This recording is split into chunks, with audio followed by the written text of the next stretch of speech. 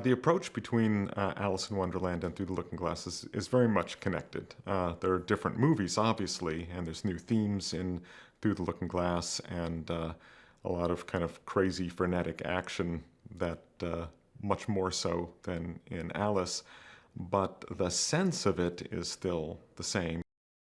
I wrote a new theme for time, uh, but I took what was more like a secondary theme from the first movie and turned it into a bigger melody because there was much more opportunity for Alice. Her development is just done very differently. And so I didn't want to incorporate melodically too much new stuff, but there's both a theme for what I called Alice's childhood theme, which we use, I think, 2 or 3 times in the original, and I have a stronger element in here, and more so the Hatter's theme, which is there in the first one, but is never really clearly played in any one moment. And the Hatter's theme becomes a much, much bigger part of Through the Looking Glass because the story revolves so much around the Hatter.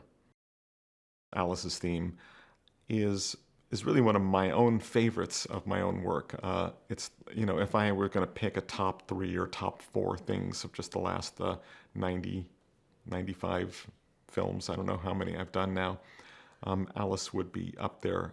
I really felt like when Alice's theme with the choir and the voice and the boy singing the song, I didn't have that when I started the first movie. It was more towards the end that became apparent, that there was actually words that every time the orchestra played ba-bum, ba-bum, which was happening throughout, I realized at a certain point the orchestra's playing Alice, oh Alice.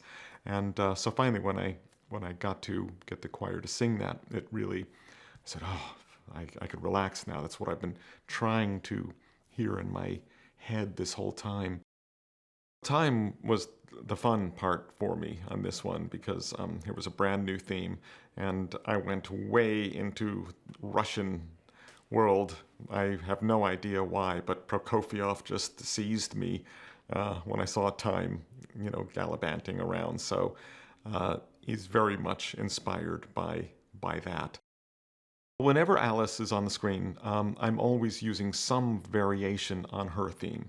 Her theme is always present, or at least the two sides of her theme, because there's the heroic side of Alice's theme, and there's the more discovering herself side of her theme. So I'm going between these two melodic ideas constantly.